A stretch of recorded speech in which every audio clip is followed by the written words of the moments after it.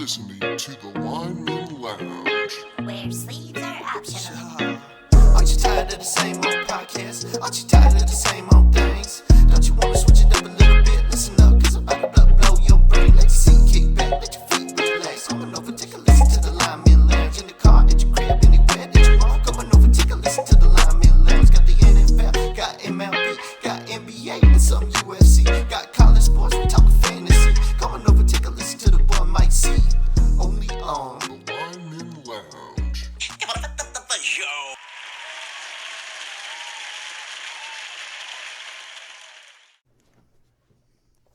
What's going on, everybody? Welcome into the Lineman Lounge, where sleeves are optional. I'm your host, Mike Carlisle, and I am joined today by Evo, Stanford Evivold. I'm so excited for today. We got the video running. We are going to make a YouTube video. You guys are going to get this on audio as well. So we're going to go ahead and get this thing started off real quick. But first, I'm going to have Stanford, or Evo, introduce himself. How's it going, everybody? I'm Stan Evovold. Just probably going to be referred to as Evo from here on out because I can't even say my own last name sometimes. It's a little bit difficult. So a little bit about me. I'm from Minnesota originally. I've been working with Mike for a little while. Became buddies. I love sports, and sports loves me. No, I'm a big fan of sports. Particularly football is kind of like my main passion. Played baseball, football growing up in Minnesota. Had to choose two sports, so I chose those two because that kind of kept me busy year-round. Even though I do love hockey as well. And some of the smaller sports that have come to Minnesota, like soccer, with the Minnesota Loons and stuff like that. Twins fan, Timberwolves fan, a little bit more passively, just because it's really difficult being a fan of those sports teams for the past couple decades. So it's painful being a sports fan of teams that have their struggles and everything, but still die hard. So being a Minnesota sports fan and a big Vikings fan, I obviously absolutely abhor the Green Bay Packers, which I think you will all see my favoritism and things like that start to come out a little bit in the pod. But I'll try to keep that somewhat to a minimum. But then again, you can't help but hate the enemy. We're going to get into the Packers today, for sure. I can't wait to hear you let it rip, and I am going to come back at you with some things that... Some clapbacks. Yeah, some things I may not agree with you with, but we don't want this show to be we don't want to do a Skip and Shannon. I don't want to. I'm not Stephen A. and you're not Max Kellerman. There are times we're going to agree. There are times where we're going to disagree, and we're going to give you guys the takes. Okay, this whole setup, this whole process, was to get that extra voice, to have another opinion in the room. Sometimes our opinions are going to be the same. Sometimes they're not. I mean, and that's going to be okay. I think that the content that we're going to put out is going to start to kind of really eclipse where I was at before, and I'm very excited to have you on, man. I appreciate you wanting to do this. Yeah, so you're saying that we can't just have negative discourse all the time? Isn't that what America's about these days? Well, in the news media? It will be when we talk about the Packers or the Twins versus the Indians. Oh, boy.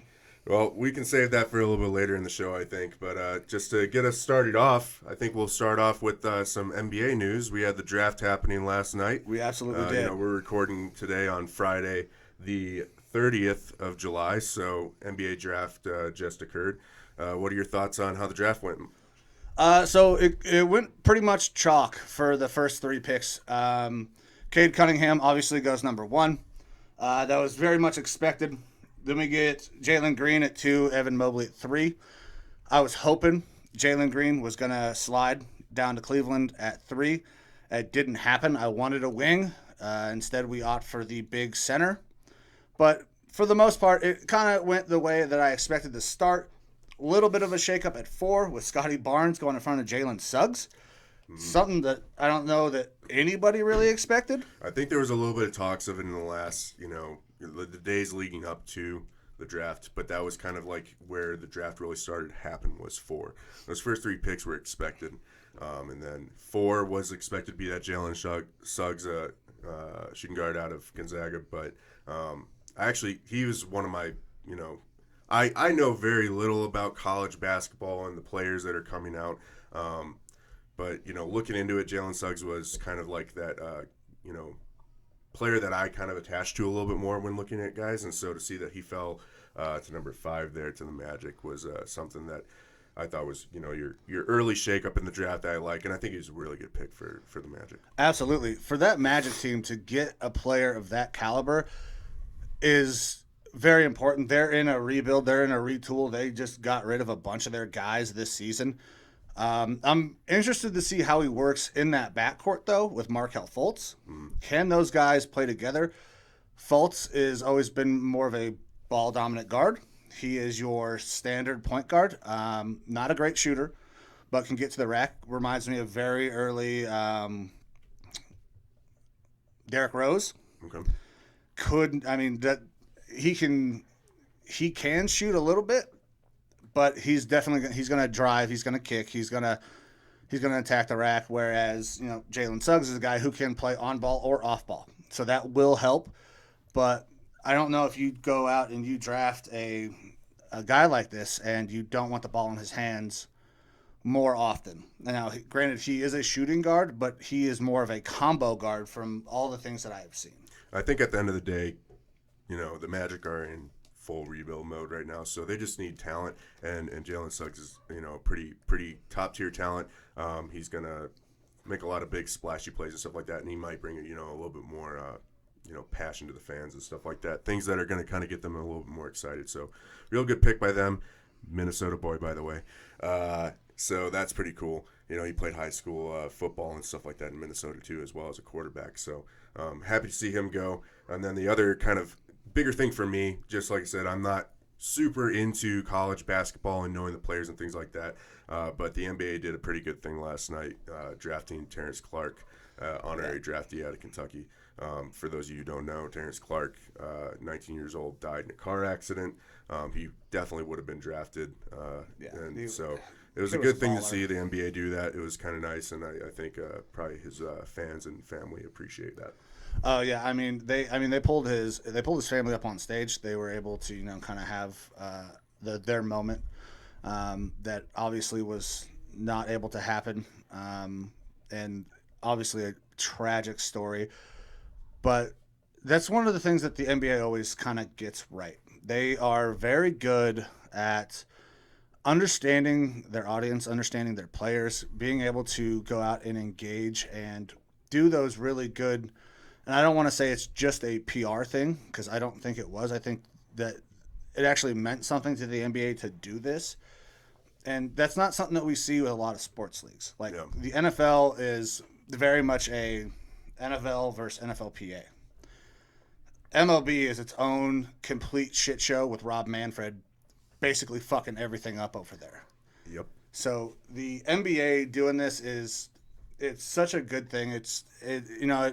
As a fan of the NBA, even though it's tough being a Cavs fan, especially since LeBron left, seeing something like that makes you want to engage and watch the NBA more, because they actually care about their players. They care about their fans. And that's the thing, is virtue signaling is something that I think is very prevalent in today's society, and it bothers me to just see organizations like an NFL or someone, just virtue signal for the sake of trying to get, people to like their Instagram posts or whatever it is. Right. This didn't really feel like that with the NBA. It's not like Terence Clark died yesterday. It's something that, maybe had left kind of the spotlight a little bit, and they still went out of their way to kind of make this happen. And it seemed like it was, more of a passion thing for them, for their players and the heritage of the league. So I thought it was a pretty nice move by him. Yeah, absolutely. It was fantastic. So let's kind of talk about at least those first 3 picks, because we talked about, that was pretty much standard. It went chalk the way we expected. I think that the Detroit Pistons are getting an absolute weapon in Cade Cunningham. He is so good, and he is so damn big. He is a Ben Simmons replica, but he will go fucking score you a basket, whereas Ben Simmons is going to dish out a wide open layup in a playoff series and piss away that series for his team. So I love Cade Cunningham. There was talk that he may not go number 1. I'm not sure where the Pistons were at mind-wise, thinking that he is not the number one guy. He's been consensus number one damn near all year. I think every organization had him as one. I don't know why Detroit didn't immediately listen, the pick is fucking Cade. They eventually got there, but yeah, so it's kind of a no-brainer with him. Like you said, he's been the number one consensus guy all along. The only reason why I would think that a team would not consider taking him is if they're going to try to trade out of that spot and not take him, or if they've already got someone, really supplanted in that spot that they don't need that position. But at that point, again, it's like, what, you're going to trade back or something like that. I didn't really think it was going to be in question at all. But he's going to, obviously probably push to be, rookie of the year, I would think. Just the team needs talent as well. It's not like they're, boasting a huge roster already. So good pickup by them, even though it was, kind of on the nose, expected in a way. Yeah, 100%. And then Jalen Green going 2. I was really hoping he was going to slide to 3. It didn't happen. Cleveland needs a wing so bad. I like Evan Mobley, but they just offered the tender to Jared Allen. So now we get another 7-foot guy in Evan Mobley. I was really hoping Jalen Green was going to drop there. Didn't happen, but this is another guy who can absolutely go out, get a bucket anytime, anywhere. He's a good two-way player as well. He's going to be very good on defense. And the Rockets are devoid of talent now after they have basically shipped everybody out of town, or everybody has basically forced their way out of town. Yeah, Green's really going to be that kind of centerpiece for a rebuild there in Houston after getting rid of Harden. It's just kind of been in shambles there since. So hopefully they can kind of get things kicked back up, get some new young talent pushed in, and really, pump that roster up a little bit. Yeah. And then at 3, we get Evan Mobley. He is a big-time center. He was the best big man in the draft. I struggle seeing where he's going to fit in on this Cavs team, though. Now, granted, he can go out and he can stretch the floor a little bit. Does he play the 4 position as a 7-foot center and let Jared Allen kind of work underneath, who is a better defender, who is a better rebounder, whereas Jalen Green is a guy who there are times where he shows a little bit of lack of hustle, but when he turns it on, he is electric. He is potential to be the best player in this draft when he's on. So for a young possibly rebuilding team, depending on what happens with Colin Sexton's contract, does he fit in as the 4? Is he going to play backup minutes? Are they going to start him right away and have Jared Allen come off the bench? It doesn't. I don't see it. I was really hoping we'd get one of those guards, but when you have the opportunity to get potentially the best player in the draft, you have to obviously take that. Yeah, that's at the end of the day. If you're looking at a potential rebuild, the way that players are kind of moving around the NBA these days and building super teams and stuff like that, you don't know who you're going to have year in, year out. That things kind of tend to be fluid. So I'm always a proponent of taking the best player available, and if they fit a need, you can try to kind of cater towards that. But if he's the best guy available and you're not able to get a Green or something like that you really want, it's not that hard to go ahead and make the jump and get yourself a really strong center for yourself. So yeah.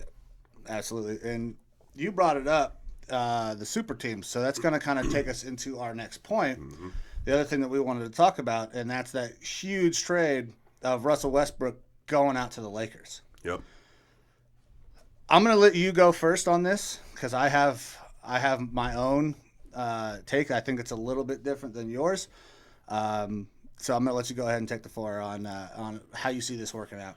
So it'll be interesting just to see the dynamic between Russell and LeBron. Obviously, I think he's, it seems like they're kind of rotating in some different pieces to see which sort of super team, if they can build like a Heat-style team or something, from when LeBron was done with the Heat.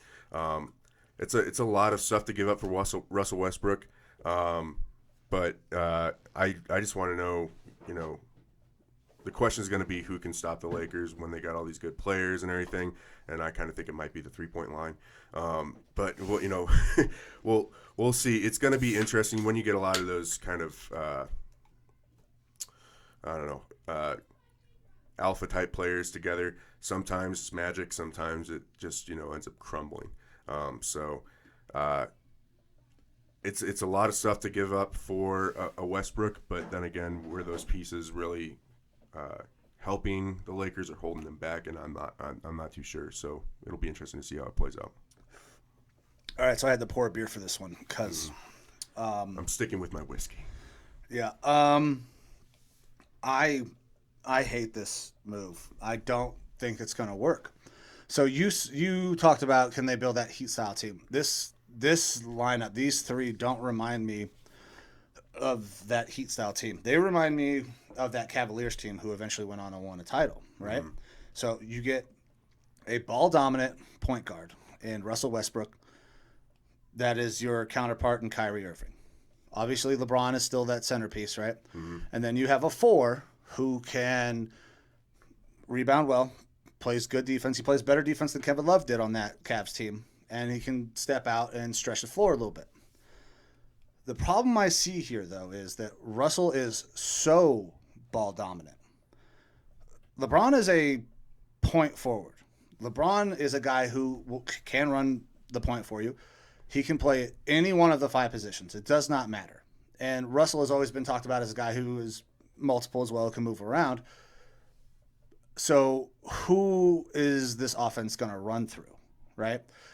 In Cleveland, we knew that Kyrie was going to bring it up. Kyrie would go out and he could hit a step back 3, right? He could drive and kick. He could facilitate. I love Kyrie. I think he is a great player. I don't like the way things went down in Cleveland.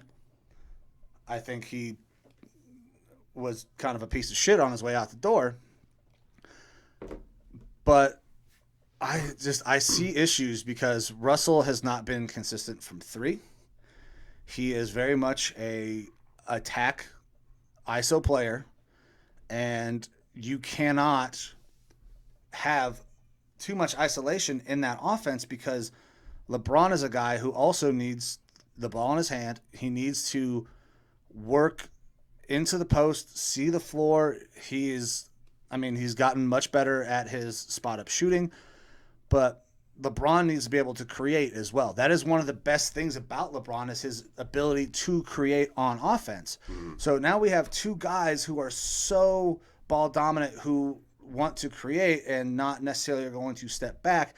LeBron's not going to be a guy who's going to stand in the fucking corner and catch the ball and shoot a 3. You don't have that sniper out there necessarily. They got rid of KCP, right?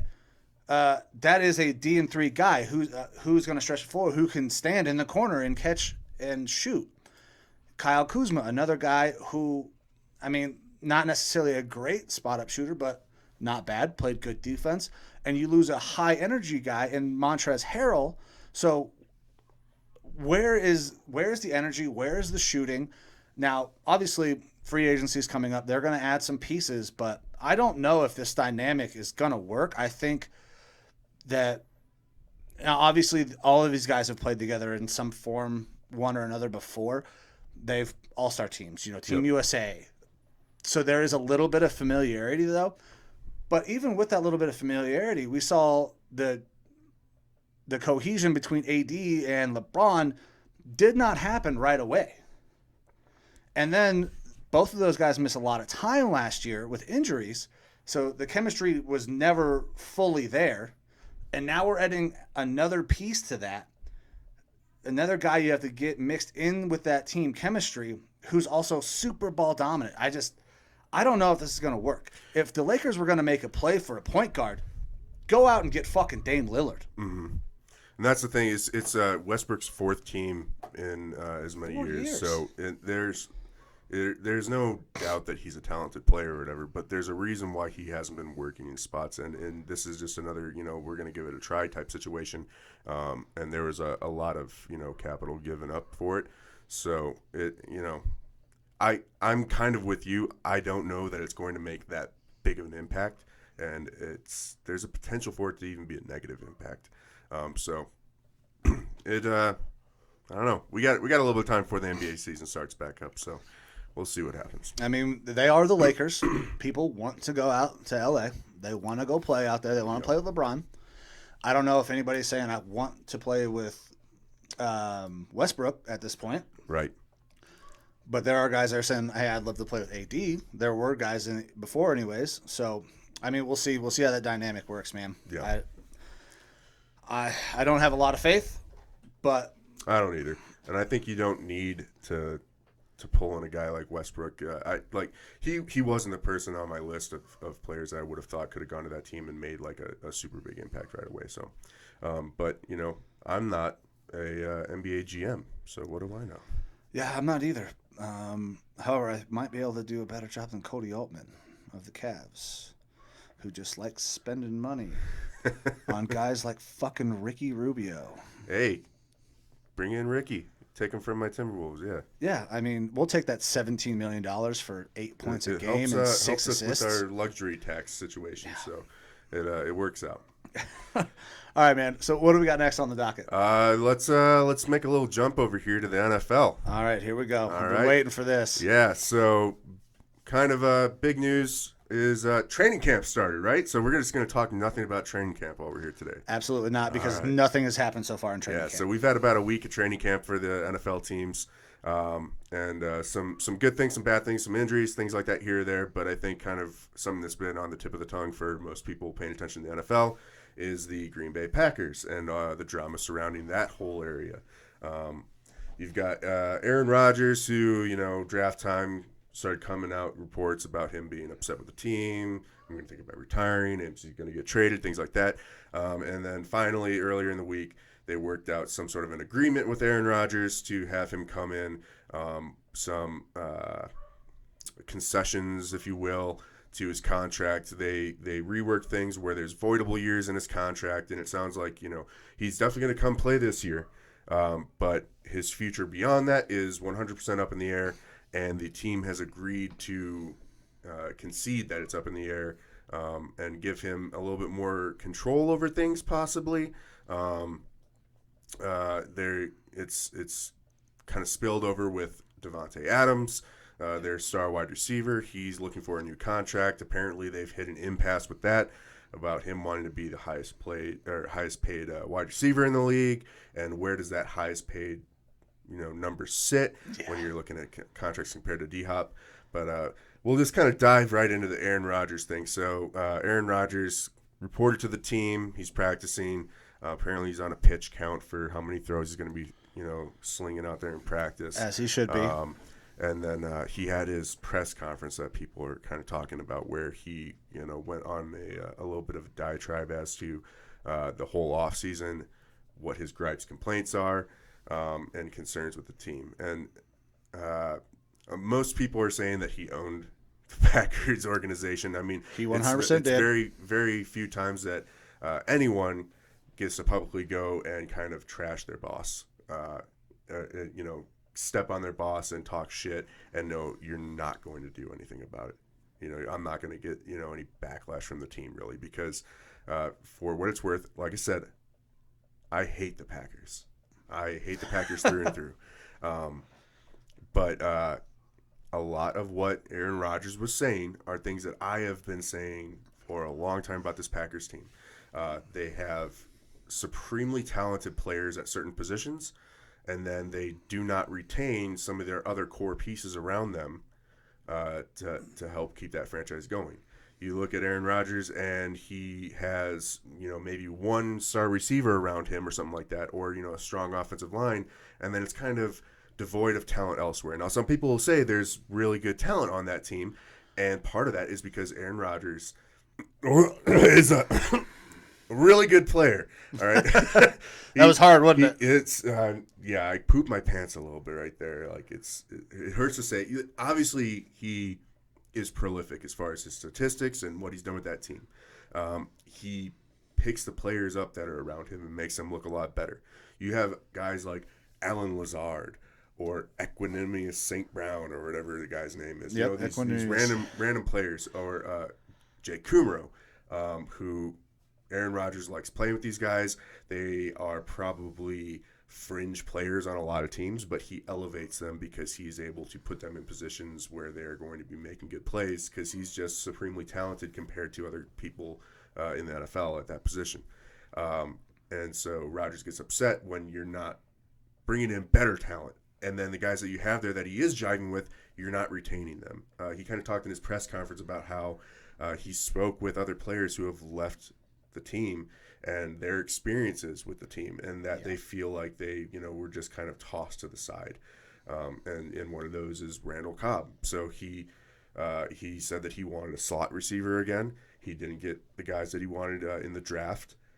So he made it a point of, if I'm coming back, I want my slot receiver. I want a guy I know. I want Randall Cobb back, and kind of force the Packers' hand into trading a 6th-round pick to the Texans to get Randall Cobb back. Now, is Randall Cobb still got it? I don't know. He was playing with the Texans last year. Yeah, so I don't know if we can base anything on what Randall Cobb looked like last year on what he still is, considering that Houston Texans team was an absolute fucking dumpster fire. Absolute dumpster fire. And that's the players are saying, there's tweets and stuff coming out about how Randall Cobb's back in the building, and it looks like a guy that just got out of prison. Yeah. So, it makes sense. The Texans have kind of been just a whole load of crap for a little bit, with almost not the same situation by any means, but Deshaun Watson is a supremely talented quarterback down there, and he's just had a whole bunch of garbage pieces around him. And then when he's had good pieces like DeAndre Hopkins, they just ship him out of town. So for a fucking bag of balls, they shipped him out of town. It's a good thing for Cobb. I mean, he's in the twilight of his career probably. So if he wants to make one, last push that, I've got some talent left in the tank, this is the right place for him to do it with the Green Bay Packers. But I don't know if he has that. If anyone's going to make him look good, though, it's going to be Aaron. Yeah, 100%. And so in Aaron's press conference, he obviously named out a bunch of players. These are guys that, with maybe the exception of Jordy Nelson was just about done. After he was cut, he didn't play. And we saw that with the Raiders. He went to the Raiders and then was just constantly injured. Didn't really do a whole lot for him. I think he played in, maybe 2 games that year? Yeah, something like that. Not even a quarter of the season, I don't think. So when he's talking about all these guys who are getting shipped out of town and, hey, these guys are being treated unfairly. They're high character guys. He made a big point to keep saying that these are high character guys who come in, work, do all the right things, and then you guys treat them like shit. He's 100% right. He is calling the Packers on all of their bullshit. The same shit that you're saying that you love, but the way they operate, as somebody who is a Packer hater, he's like, no, we can't fucking do this. This is absolutely wrong. We should not be doing this. And as somebody in that organization, he should have that right to say, hey, listen, guys, what is happening here is it's not right. We have got to retain the talent that we have. We've got to go out and seek more talent. And if I'm not part of the future plans, then you need to just say that shit so I can go somewhere else. Mm-hmm. That was one of the big things that I took away from that press conference is, listen, I'm not going to be that lame duck quarterback, right? Right. If you're not going to try to build a championship team, let me go somewhere else that is going to try to build that championship team. Now, there were some comments in there where, listen, guys want to come and play with me. Yep. Yeah, he said, people are coming here to play with me. There's other context to it, and I refer everyone to that press conference to go ahead and watch it. It's about 17 minutes. But, some of the things, like I said, the things that he was saying are things that I have been saying all along, and why I love the Packers organization as well as hate them, is that they shoot themselves in the foot a lot. You're not paying exorbitant amounts for super elite players other than your Aaron Rodgers and possibly Devante Adams and stuff like that. You've got extra cap room and stuff like that where you could go out in free agency and pick up some big names, and they very, very rarely ever do that. You could trade for some very good talent and get, a Tampa Bay type super team situation going. You look at how all the players flocked to Tampa when Brady went down there because they know this guy is the GOAT. They're going to put together a good team down here. If I take a little bit less money, I don't care. I'm getting a championship. Yeah. And players would probably be willing to do that in Green Bay, albeit, you've got some downsides to it. It's cold. It's fucking taxes. Green Bay. There's just nothing but fat chicks and cheese. So it's, players are going to go play there with Aaron Rodgers. We all know that. Everyone is pretty much on the same page with that. 100%. And Aaron went ahead and said that. That's what gets me. Is I'm like, you don't have to say some of these things. Everyone probably, other than me and other Vikings fans, is on your side with this whole thing. The organization is doing you and the team dirty. We all know that. Maybe just not say anything about it and kind of look like the good guy in the situation a little bit more, or try to save that image. But he always has kind of taken that magnanimous stance. I think he takes the chip on the shoulder a little bit too far. And then he said that he had a competitive hole in his body that he wants to fill. So I just want to throw that out there. We all know, Aaron, that you have a hole that needs to be filled. But some of these things, you don't hear it from other greats. I don't really recall Peyton Manning coming out and ever bashing on his teams. You've got Tom Brady, who, we were talking before we started the pod. Tom Brady, when he was with the Patriots, they didn't always put the best talent around him, especially in offense. He had a couple seasons where he had like Randy Moss with him at wide receiver. They helped him out there. But it seems like they're always getting those older veterans and just squeezing that last little bit of talent out of them and stuff like that. And then Brady elevates that team. He takes kind of your rapscallion group and elevates the team into becoming what is obviously, a consistent championship team. But I'm sure that he would have liked to have had some better players brought in, and people were calling for that all the time with the Patriots to, bring in some more supreme talent for Brady, help him out a little bit so he's not having to carry the weight on his shoulders all the time. But you never really heard Brady bringing that up. And when he left the team, he wasn't sitting there trashing them either. He kind of was the consummate professional. And then the inverse of that is Rodgers has kind of been bitching and complaining for the past 3 or 4 years there in Green Bay. Hey, I want us to draft this guy, or subtle hints that I told the team I like these 3 receivers. There was a recent report that he was talking about this. Not the most recent draft, but the one before. That he's like, there's 3 guys I kind of told the 3 receivers that I was telling the team that I wanted them to take a strong look at, which is his nudge, hint way of saying you should draft these guys. And I believe it was Brandon Ayuk, Justin Jefferson, and T. Higgins. He didn't name them by name, but he said, the LSU guy, this, that, or the other. Well, and this was before the draft came out that he had leaked that. Yeah. And it just turns out that all 3 of those guys had really good rookie seasons. Yeah, every single one of those guys was good, and they had a chance where they were to go and get one of those guys. Mm-hmm. So they made that trade up in the first round. You toss on an extra 5th round pick, and you get up and you get an Ayuk, or now I don't know if they trade up for Jordan Love, his replacement, exactly, which is disrespectful. 100%. I get it from a team building perspective. He ain't getting younger. You need to look towards the future. I don't know that Jordan Love's the answer for that. I didn't really like him as a prospect. No. I understand bringing in a quarterback, but it was the wrong time to do it, the wrong player to do it with, and it wasn't good optics for the team, and it definitely didn't make your star player happy. No, and they had 4 more years on that contract when they did that, which is insane. But so in that parallel between Tom and Aaron, so Tom never came out and publicly bashed Bill, right? Obviously, that I don't think anybody is going to do that while you're in that organization, because your ass is gone. Bill's not taking that, right? No, old Grumbly ain't going to have it. No. Now, Good Kuntz is going to take that shit sandwich and eat it with a big smile on his face, especially if Aaron gets him to a Super Bowl. Mm-hmm. Even if he gets them in a Super Bowl, he's going to be like, yeah, listen, I had to make some concessions and it worked out.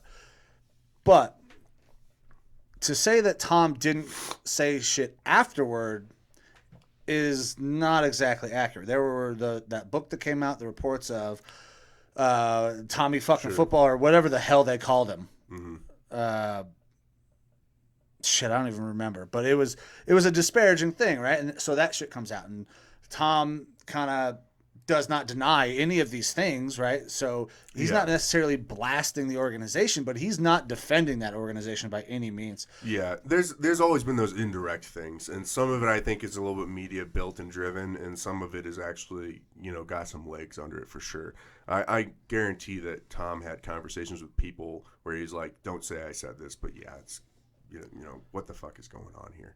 But to me, still the difference is Aaron Rodgers has a press conference. You have every opportunity to move the conversation in the way that you want it to. You can say, hey, I'm not going to talk about this. I'm going to just kind of talk about football and how we're going to work towards winning a championship this year. And he took 17 minutes to disparage his team a lot. And you don't see a Tom Brady doing that. And I'm not like a Tom Brady fan. I recognize that he is a phenomenal player and awesome at what he does. And he's frustrating, for other teams because – you're seeing the Patriots year in and year out go to the Super Bowl. Now you're seeing him do it in Tampa. And, so it's not that I'm not a Tom Brady fan necessarily, but, he's not my favorite player just because he's one of those guys that you love to hate because he's so damn good at what he does. But I just think that he holds himself to a higher standard in the public eye compared to Aaron, who almost seems to not really care what his public image is with some of these things and is willing to kind of go at his team. And even some of his teammates, when someone's coming with that kind of diva attitude, and again, there's context to this whole thing, but the diva attitude of saying people are coming here to play with me. I had an MVP season, and I, felt a little bit put off that they didn't approach me with another contract. We all know that, Aaron. We all know that you had an MVP season, and that, they should be doing what they can to keep you in-house and happy and then surround you with talent, and they're not doing it. But you don't need to say it for us to know it. Yeah, so that's one thing where I am kind of on board with that. Like, everybody knows that Green Bay is fucking this whole process up. Like, but you don't have to say it. Now, I think the press conference had some aspects that absolutely did need to be said. Like, people are going to see, listen, hey, when you're done, or when Green Bay tells you they're done with you in Green Bay, that's it. Does not matter what you have done in the past. They will send you to the wolves, essentially. I mean, that's what happened with Woodson. Yep. Woodson goes to the Raiders afterward? I believe for so. 3 years. Has 3 damn good years. Like, why not retain him? Why are we not retaining a Brian Bulaga, who was one of the best right tackles in the game? Even this year, a guy he didn't necessarily bring up in that press conference, but Lindsey, their starting center. Yep. Why he was one of the most sought after linemen in free agency. Why are we not retaining these guys?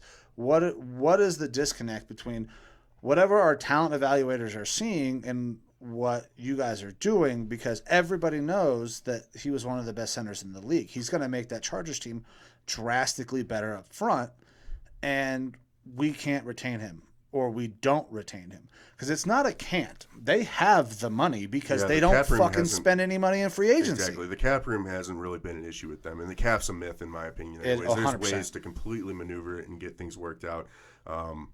So it's we can beat this, dead horse over and over. But I don't understand the Packers' logic and stuff.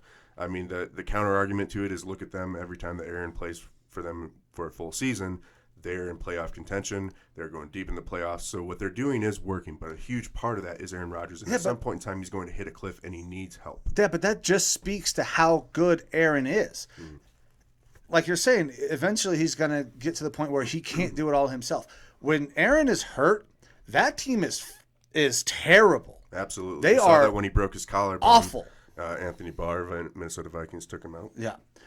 So if you take Aaron out of the equation and that's what your team looks like, then that team isn't as good as you think it is as a GM president of the Packers. You think you have a lot of talent, but maybe you don't. Yeah. Right? And you need that catalyst, and that catalyst is Aaron Rodgers. He's a catalyst for a lot of players at a lot of positions. And when Aaron goes out there and he performs, right, that defense plays a little bit better. When Aaron's not on the field and that pressure's on the defense to hold a team to 14 points, and that defense struggles. It crumbles. I mean, even when Aaron was going out and balling last year, that defense would crumble. So when you use a first-round draft pick on a cornerback that I don't think anybody had a first-round grade on, you're not improving the team. Aaron can be upset about that. I don't have a problem with Aaron calling, especially Gutekunst, on his bullshit, because that's where almost all of these fucking problems stem from, is that relationship and his inability to manage a team and construct a team. He's great about keeping them under the cap, but when there are guys who are out there available that we could easily go get, and they don't, Aaron is right to ask that question. Like, what the hell is going on? Why are we not making this push? And to Aaron, that it should feel disrespectful. Like, either you guys don't believe that I can get us over that hump with that extra piece, or we just don't care. And as a franchise quarterback, a future Hall of Famer, and one of the best to ever do it, that has got to sit awfully. Yeah, that's ever since Gutekunst took over. His first draft was the Jordan Love draft, and I think that thing was just a complete shit show. Yeah. I mean, top to bottom, they brought in maybe one player that made sense, and that was in the middle rounds, and that was a lineman. His decision making is awful, and I love it, and I want the team to keep on backing Gutekunst. So hopefully that continues to happen, and let's just keep pissing Aaron off. But kind of like to what you were saying, and what Aaron was saying in his press conferences, I've been here in the league for 17 years. I've done certain things that should give me a little bit more special treatment than other players. Now, I don't like hearing a player kind of say those sorts of words or there and around those words, I deserve special treatment. But let's be real. He probably deserves to have some sort of say in what's going on. Tom's getting it in Tampa Bay right now. Absolutely. I mean, he's the one who got Antonio Brown into Tampa. Absolutely. And that's the thing, is that as an organization, they should be recognizing that and be going, let's bring Aaron in on draft night into our draft room. Let's have him talk to scouts. Let's just get his opinion. We don't have to take his opinion, but let's hear it. Let's make him feel like he's a part of the process, and maybe we can explain things differently to him. Say, hey, this is why we're going to take who we're going to take, but this is how we're going to take care of you and your needs and stuff like that. It should be a no-brainer for the organization to say, this guy has been, for more than a decade, our number one attraction. He's been what's keeping us afloat through different head coaches and stuff like that, and piss-poor defenses and everything. Let's take some of his input. Because he is a pivotal part of this team. He is not just a player. He's not just one of the cogs in the machine. He is our team. Let's have him have some say in what's going on with our team and his team. Yeah. You're obviously not going to have, a second, third year player come in who's, middle of the roster and start making these decisions. No one's expecting that. No. But when you have someone like an Aaron Rodgers, a Tom Brady, a Peyton Manning, you'd expect them to probably have some sway and have their opinion matter and be valued by the team. And the Packers organization just has shown that they're not willing to do that. Now they've obviously made this concession and everything, and well, this concession is it's a fugazi. We're going to give Aaron what he wants for this year, and then we're going to go back to fucking business as usual, because you know who's not going to be in Green Bay next year? Aaron Rodgers. Aaron Rodgers is not going to be there. Like, I don't care. Even if they win a Super Bowl, Aaron is not going to be there. This relationship is so bad. It's so fractured. Aaron is going to go, if he wins a Super Bowl, he is going to take a big fat shit on Gutekunst's desk and be like, listen, you didn't do any of this. This is all me. And I'm okay with that, because Gutekunst is quite possibly the worst GM in the league right now. Whoa, that's disparaging to Howie Roseman. Correct. That is disparaging to Howie Roseman, which is another point we will get to in a little bit. But there are guys who are GMs who just should not be GMs. I'll turn that off. Donuts. No.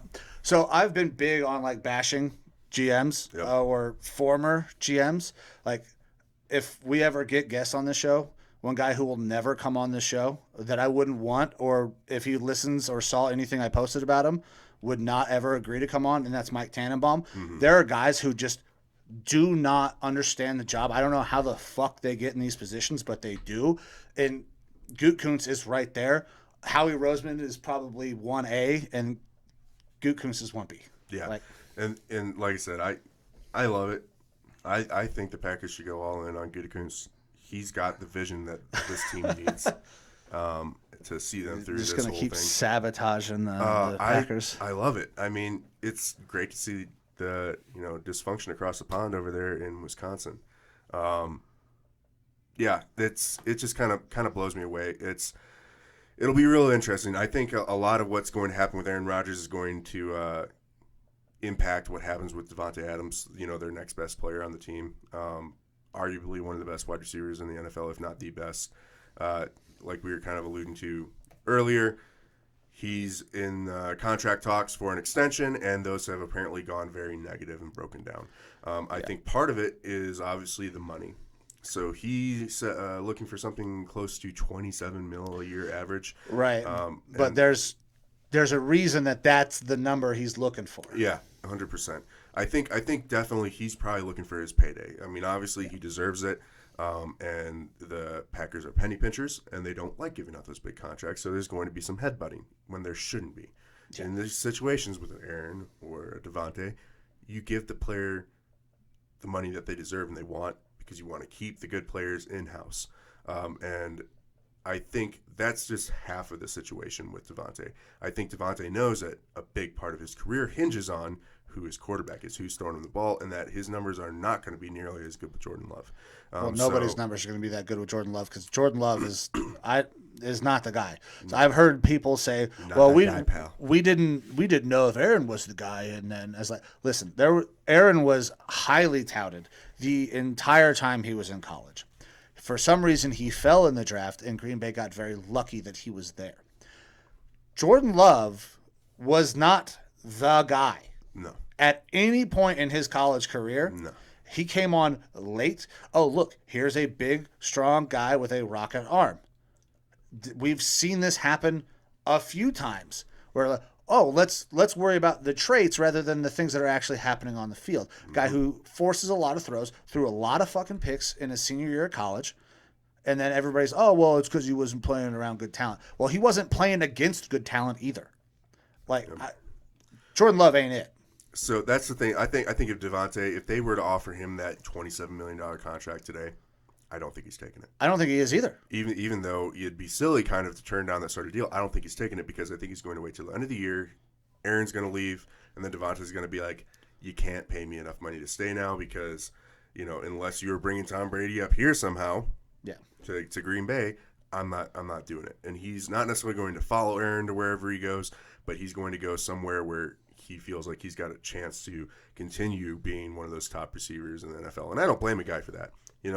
At the end of the day, it's tough for us to talk because we don't make these millions of dollars. So maybe, an extra 2-3 mil here or there makes a difference.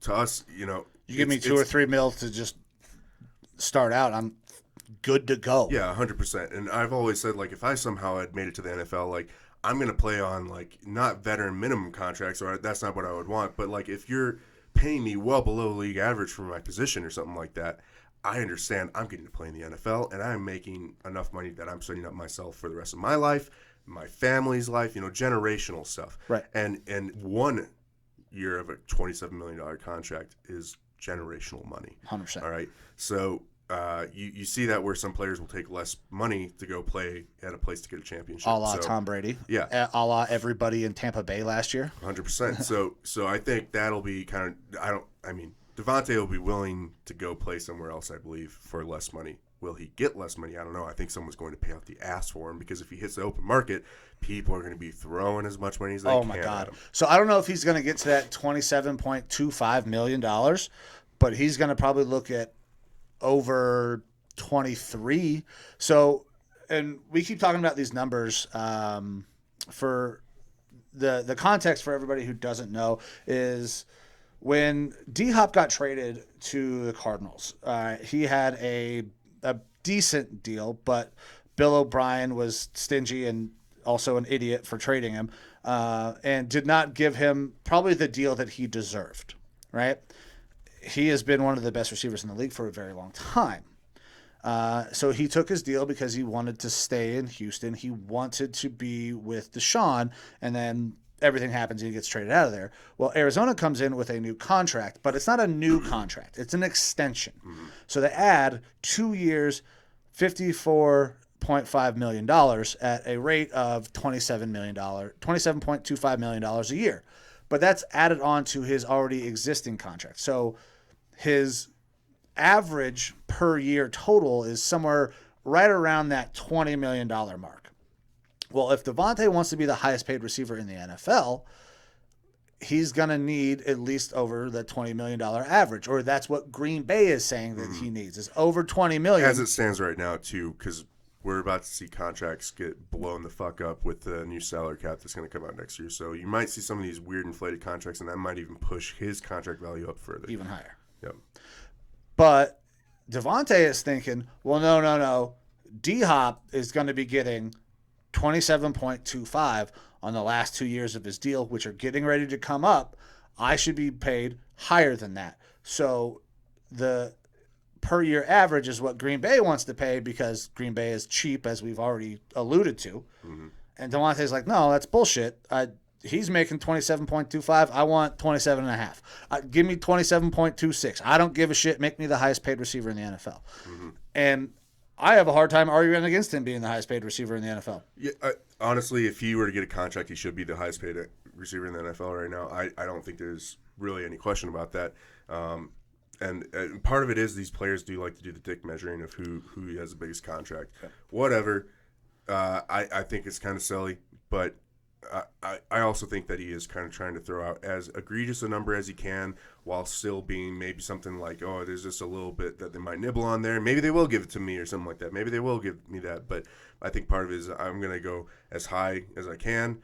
That's not ridiculous, and see if they'll bite on it. But I don't think I'm going to stay here anyways. Yeah, so this could absolutely be a way for him to put a number so high that they won't re-sign him, and then he can easily just get out of town. And then he can push the onus off on Green Bay. Listen, they wouldn't pay me what I'm worth. And then it just buries that Green Bay franchise even farther, which I know you love. Yeah, that's if what I think is going to happen next year, Rodgers leaves, Devante leaves. Man, is it going to be a fun next decade? Because Green Bay is going to really struggle to get out of that hole. Yeah, and I love Aaron Jones. Aaron Jones cannot take over all of that duty. As far as Packers go, and I hate the Packers, Aaron Jones is probably my favorite. And that's, he's the next talented player on that offense. But, Adrian Peterson with the Vikings, he was about all the talent that was on the team, when he was putting up his record numbers. Yeah, and 2 playoff appearances? Yeah, he's not. Yeah. I love running backs. It's one of my favorite positions on the field, but they are not what NFL offenses are predicated around these days. Not at all. It's passing game and stuff like that. Unless you're the Cleveland Browns and you have Nick Chubb. Well, look, Nick Chubb is good. But they've also got talent at other positions. They have Baker Mayfield. They've got OBJ. They've got good receivers and stuff like that. They've got options. They've got options. So it's not all on Chubb. Aaron and they've got Devante Kareem Hunt, who is a starting caliber NFL running back on pretty much any He starts on every team in the NFL with the exception of 5. Yeah. There's it's running backs are really good, but that's not what NFL offenses are predicated around. Aaron Jones could be the best running back the NFL has ever seen, and it is not going to make them a playoff or championship caliber team. There's just no way. Yeah. So, have we beat up on the Packers and their stupid situation? Yeah. Good for you, Aaron. Fuck Gutekunst and the goddamn Green Bay organization because they are screwing this thing all up. I got your back, even though this guy doesn't. I don't. Someone wants to, or he wants to have someone have his back, I think, when he's saying he has that competitive hole that he wants filled. All right, so we're gonna stop there. And all right, let's move on to the next thing in the NFL. Yeah, so some other news that came out this week: Xavien Howard, cornerback, Miami Dolphins. He officially kind of put a statement out saying that he's requesting being traded, and the reason why. So. Again, I'm kind of one of those guys that I like the players to keep their squabbles or issues with the team in-house. I hate when things get out to the media and then they get like politicized and everything. But as far as players being disgruntled with their team and making statements about it, I actually did not mind Xavien Howard's statement too much. Yes, it kind of did, not talk trash on other players on the team or whatever, or call people out.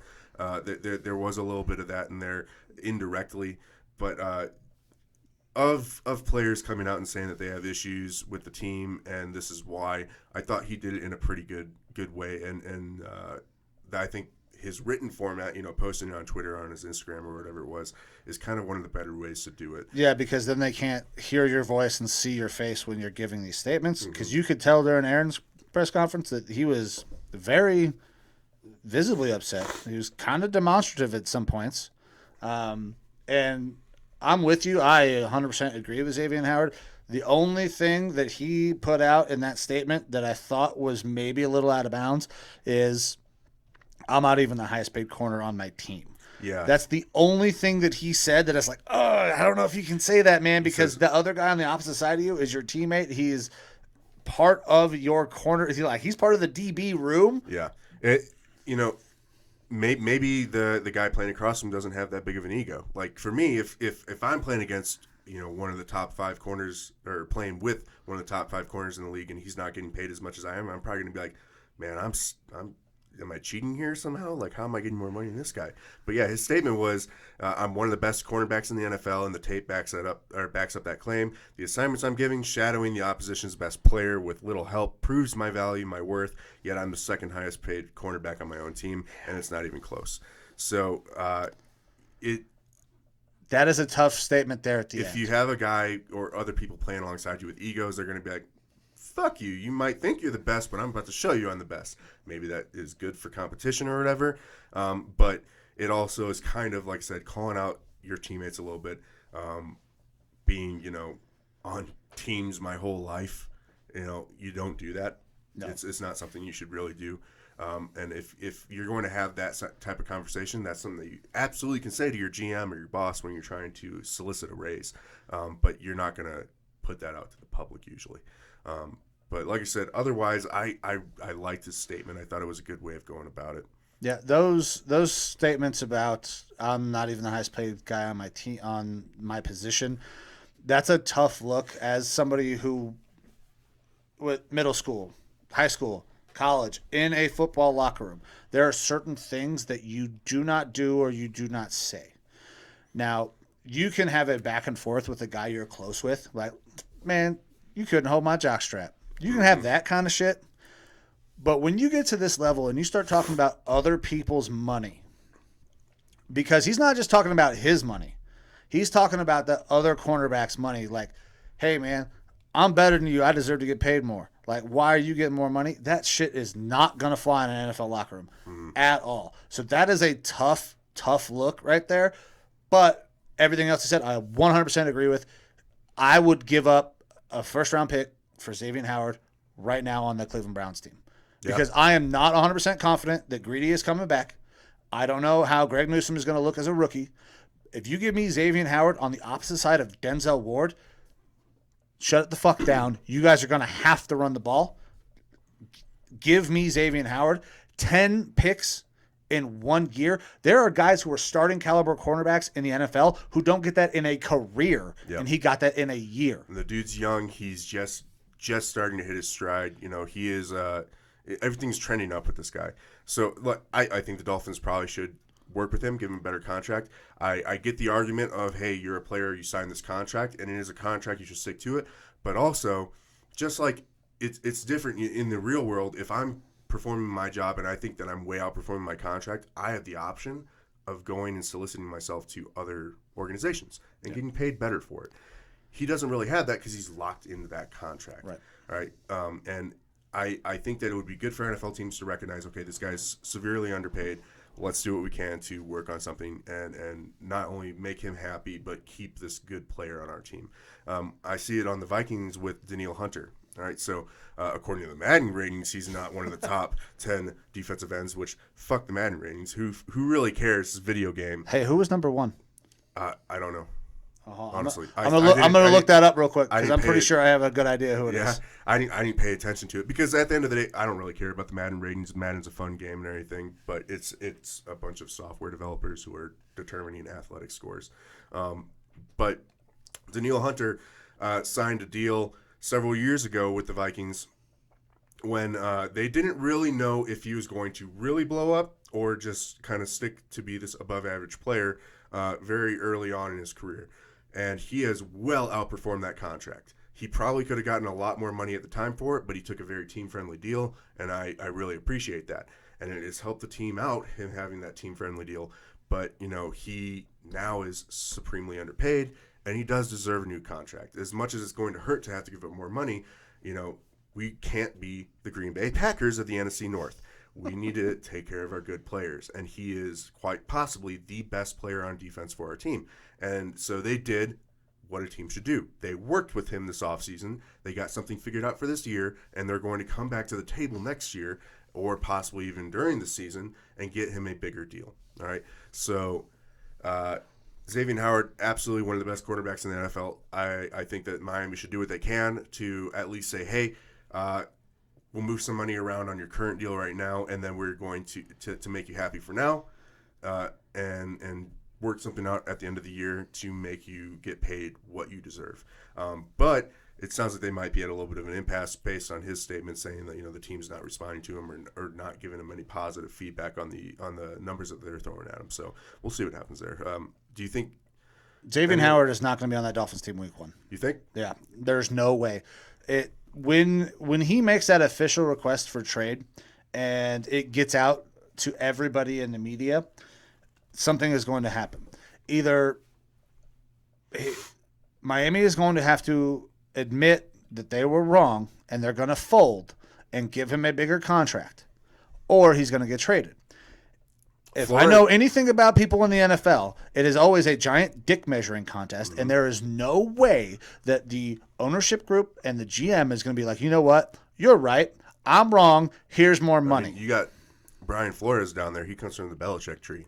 And you know how Belichick is when people are like, oh, I'm not happy with this. He's like, suck my dick, bye. Yeah, Xavien Howard's done in Miami. I'm interested to see where he ends up. Any ideas?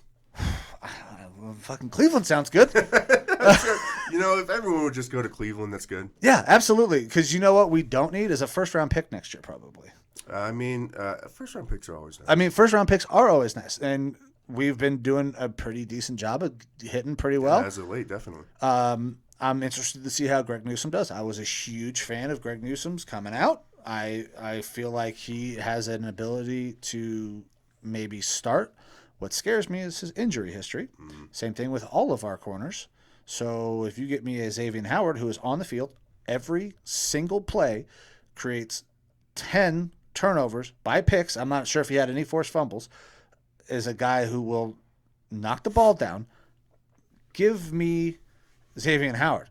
I don't think it's going to happen. We have too many other contracts in Cleveland that are coming up. We got Baker, we got Denzel Ward, we got Nick Chubb.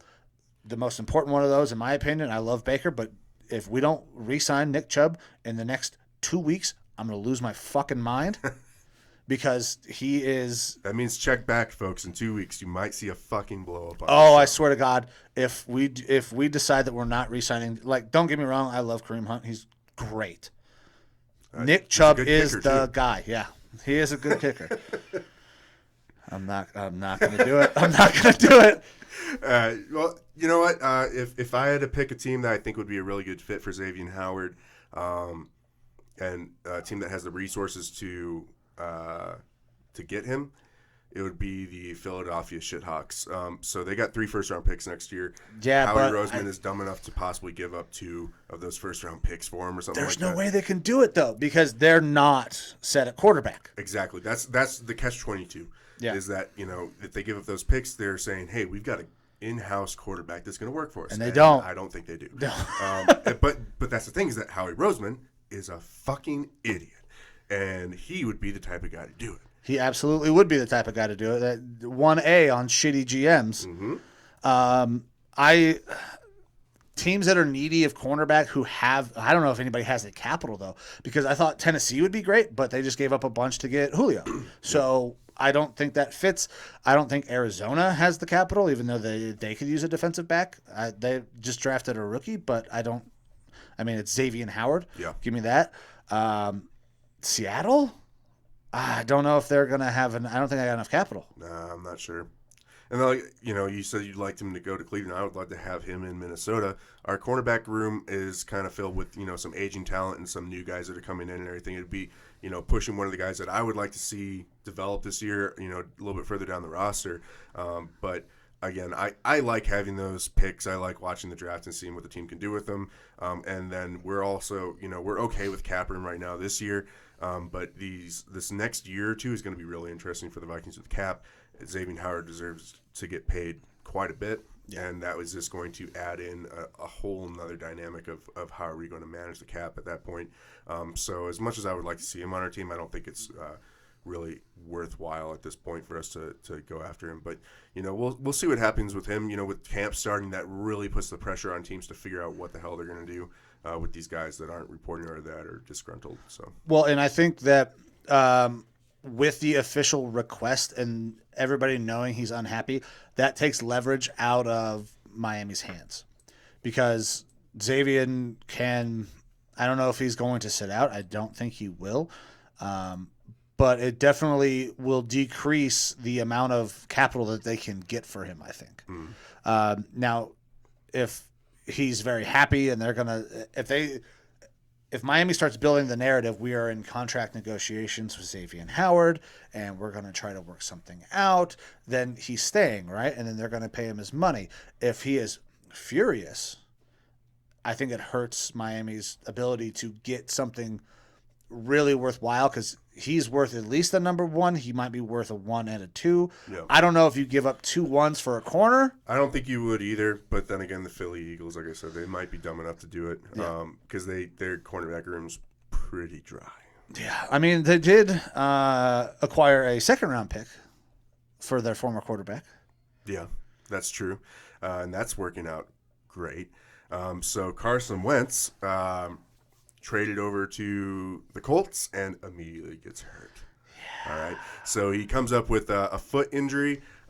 There's, as of right now, we're seeing limited reports on what's going on other than they're saying that surgery is not off the table and that the team is just leaning into the fact that it's 6 weeks until the first week of football or something like that. So they have a very, very difficult first, quarter or half of their schedule and everything, and sounds like Carson Wentz's availability is going to be up in the air for that as of right now because we're, a week through camp and old Glass Man went back to his roots, went back to his old ways and got himself hurt. So we actually reached out to our Philadelphia Shithawks correspondent, Bobbert Goblin, and, cover your ears, kids, but his remarks were that cunt. If the if the Colts are able to play Carson Wentz for, I believe it's at least 70% yeah. Of their snaps, then a first-round pick ends up going back to Philly, and Philly makes out all right on trading away this pick. I told everyone from day one I don't think it's going to happen because this guy loves to sit on the bench and just collect a check. I'm sure that's not his choice. But goddamn, if that guy does not get hurt all the time, concussion, rib, all sorts of shit. ACL? Yeah. So, let's not mince words here. He has played well when he's been healthy for the most part, but he's never healthy. Ever. And it's his rookie year, I think, is the last time that he started every game because he started week 1. I remember because Cleveland was in that position to potentially draft Carson Wentz. We said, no, we don't think he is a first-round quarterback, so we pass on him. Yep. Goes to Philly. Everybody's like, oh, thanks, Cleveland, you guys are idiots. And Carson Wentz, that rookie year, beats us. Mm-hmm. I was like, well, of course this is what's going to fucking happen because we're Cleveland. Yep. But since that season, I am not sure he has played in every single game. I don't know. The longest run that I think that he had was their Super Bowl winning run, and he was able to just, get them to the playoffs and let Big Dick Foles take them the rest of the way. So, it'll be interesting to see what happens there. Jacob Eason is the backup for the Colts right now, I believe. Second-year player out of Washington. big arm, big cannon arm. Everything else is kind of in question with that guy. So, we'll see what happens. Decision-making, accuracy, honestly, I think the Colts have a extremely good roster. They have a championship caliber roster, except for the quarterback, which, was shaky. And then there were question marks last year about if Phillip Rivers could take them there. They're returning very much a similar roster. They lost a piece in Anthony Costanzo. Yep. They lose in Anthony Walker on defensive side, goes over to Cleveland. But they do make some improvements on that defensive side of the ball. And then they just gave Braden Smith a brand new big contract for right tackle. Yeah. I think that's a top to bottom really good roster. It's just they put all their eggs in the basket in one basket with Carson Wentz. Yeah, and I don't not the guy to really do that with. No, I mean, hey Carson, we need you to come in and start 6 games for us. It's Frank Reich. He Carson was his guy when Frank Reich was with the Eagles. So I understand where they're coming from that perspective. But I think that they gave up too much to get him and to not have solid options in tow in case the inevitable happens and Carson gets hurt. Because if he doesn't play a snap, they're losing a second-round pick. Mm-hmm. And then next year in the draft, they're looking for another quarterback. Yeah. And honestly, I believe Carson Wentz will play this year. I don't know when, though. And I don't think it'll be 70% of the snaps. I don't think so either. I'd put money on that. Yeah. So some other injuries or players going out in the league that are kind of notable is that Dak Prescott returns from that horrific injury, and then already has a shoulder strain, a latissimus strain. So it's considered a fatigue injury. He's not going to throw for a couple days. All intents and purposes, it sounds like it's going to be just a minor thing, just getting back into the rhythm of playing football, which is normal. But it's kind of funny that right again, he's hurt. And then we have Lamar Jackson in Baltimore, positive COVID test. There's not really been a whole lot of other information as to is it just the one positive test, because I'm not an expert on the COVID protocols for the NFL, but usually it's something along the lines of you take 3 COVID tests, or you'll take a COVID test. If it's positive for COVID, then it enacts 3 tests, and if 2 of the 3 tests are then positive, or 2 of the 3 tests are negative, then you're allowed to come back. But if he's got these multiple positive tests, which we don't know if he does yet, then he's out for an extended period of time, 10, 14 days, something like that. Well, and so I'm gonna start with Dak. This sucks for Dak. I mean, I want to see him come back. I don't dislike Dak. I hate the Cowboys, and I don't even necessarily hate the team. I hate Cowboys fans. They're a little annoying. They're right up there with some of the fans that I hate the most. Like, I hate Steelers fans, with a passion, but I hate the Ravens more than I hate the Steelers football team. Yeah. But the Pittsburgh fans, I can't stand them. The fucking 12th man bandwagon assholes up in Seattle, cannot stand them. Yep. Patriots fans, also not a fan of, and Cowboys are right there. Cannot stand Cowboys fans. But I don't dislike the team. I mean, I love Zeke. Zeke is huge for me because he brought Ohio State a national championship. I love Zeke. Even though he's starting to fall off a little bit. So I want Dak to come back, and I want to see Dak play well, come back from a devastating injury. It's a great story. Yeah. This is predictable for that Dallas Cowboys organization. They talk about being a family, right? That Jerry Jones is going to take care of you. Oh, Jerry. Jerry didn't want to take care of Dak to begin with. Dak comes back from a devastating injury, is thrown right into camp, and then is throwing a bunch from everything that I've seen. He has not thrown in almost a year. This is a predictable thing that's going to happen. He is not in condition. Like, he may be physically fit, but as any baseball player, any quarterback will tell you, you have got to have your arm ready more than anything else. Yep. Yeah,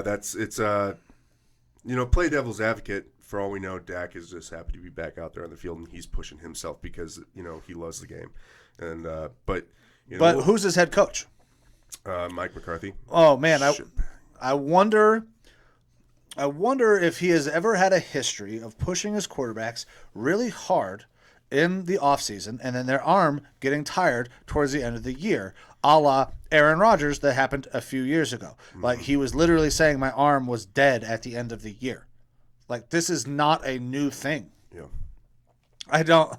So it sucks for Dak. I hope he gets healthy, he comes back and plays well. Dak, like you were saying, I'm not a huge Cowboys fan. But I got no problem with the Cowboys in general.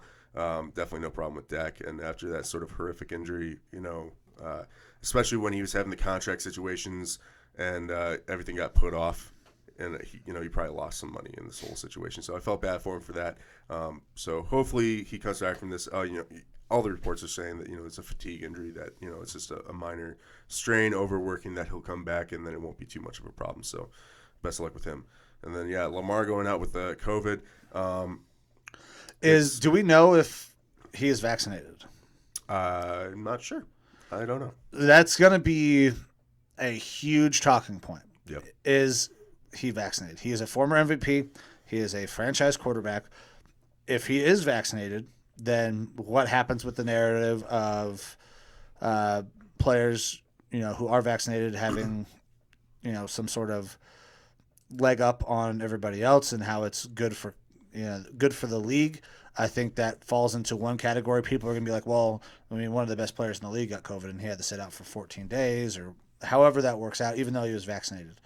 If he is not vaccinated, this drives home the narrative that the NFL is pushing with trying to make every player in the NFL vaccinated. Yeah. And honestly, it's good that he, I don't want to say gets this out of the way, but it's almost better for him to have this happen now at the beginning of camp, so that way, he'll have antibodies, and that helps make him more resistant to this possibility in the future. From everything that I've heard, again, I'm not a scientist on this stuff or anything like that, but is that actually contracting COVID, having the antibodies, those antibodies will last for quite a while, possibly more than the vaccine, and it'll help protect you. And that's one of the big talking points with the COVID vaccine stuff and the COVID situation, is that if you have a quarterback go down or your quarterback room goes down, your team is really screwed. Well, it kind of makes the team immune to losing their quarterback for this sort of situation going forward for the rest of the season.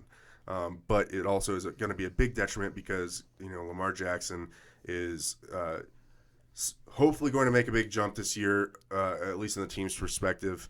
They're adding more offensive weapons for him. They bring in Sammy Watkins.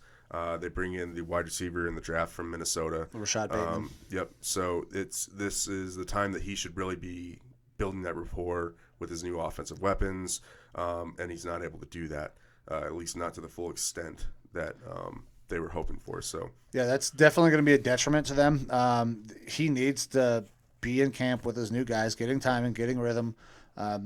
There have always been question marks about his arm, his accuracy, and missing out on this time is going to be a big deal. But even the after effects of COVID could play a role in this, because he is 100%. A dynamic athlete. It could affect him long term. Well, I'm not long term, but and stuff like that. Myles Garrett contracted COVID last year, and he said, "Man, I had issues coming back. My conditioning was out." Yep. And for a guy in Lamar Jackson who plays quarterback but can also run the ball and is absolutely electric with the amount of movement that he does, that could really drag this Ravens team down. Now, and you're happy with that, right? When I say this, I am not happy that he got COVID. I am not happy that he is potentially in a situation that could hurt him. But I'm so glad that the Ravens might start off the season very rough, because that is the only team that I am worried about in the AFC North. Yeah, we're not wishing anyone ill health or anything like that. When not at all. About these things, we're talking purely football and the outcomes of the games and stuff like that. As far as we don't want certain teams to win because we want our teams to win. I would love to see the Ravens, the Steelers, and the Bengals all go 0-16, but that obviously can't happen since they're in the same division. So, there could be some ties. Yeah, they could tie every single one of those games and have 0 wins, and I'd be very happy. That'd be a historic season. That'd be pretty cool to see. It's not going to happen, but that's how I don't want them to win. Yep. And having Lamar rusty is going to lend itself to that, even though I hope he makes a good, quick recovery, because I don't want players to go out that way. I want to beat the Ravens every week, but I want to beat the Ravens with Lamar on the field so we can say, hey, guess what? We actually beat you guys. Yep. Hey, guess what? Baker's actually a better fucking quarterback than you are, even though nobody else thinks that. Yep. So. All right. So in some other NFL news, Ron Rivera recently was speaking about how he was disappointed in, how unvaccinated or the amount of unvaccinated players on his team.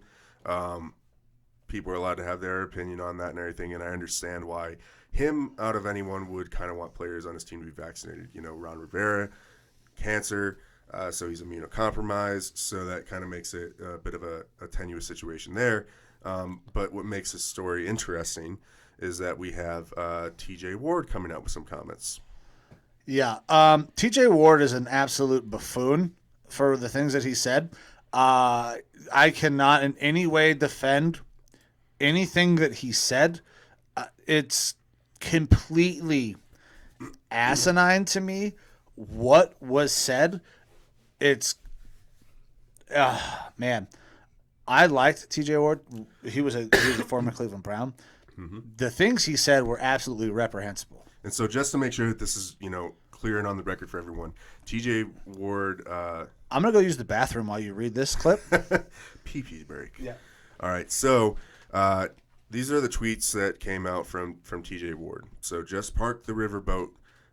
His health is beyond that of COVID. Maybe it's time to let it go. Don't blame the players for your lifelong health decisions, as if cancer is a decision.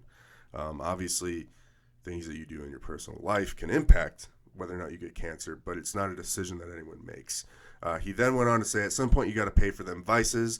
Cancer runs in my family like many American families, but also bad diets and cigarettes do as well. Accept responsibility. Don't blame and be disappointed in your 23-year-olds because they have their own bodies and opinions about their health.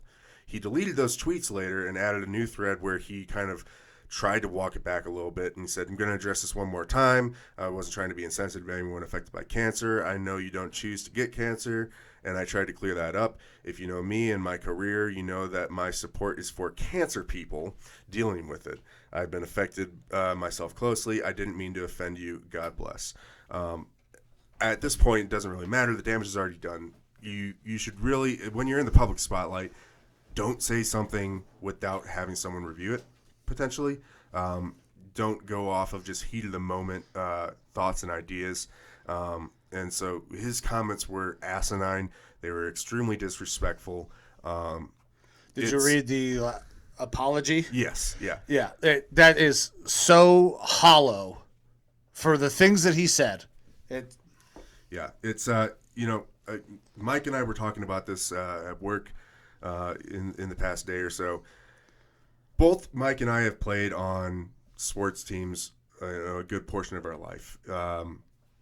When you're on a team, sometimes you got those coaches that are almost like father figures to you. Yep. You will do anything for them. You'll go to war for them. You'll fight for them. It doesn't matter what happens, you got their back. It sounds like, from what we've heard from a lot of other NFL players and stuff like that, is that Ron Rivera is one of those types of coaches, someone that they want to fight for.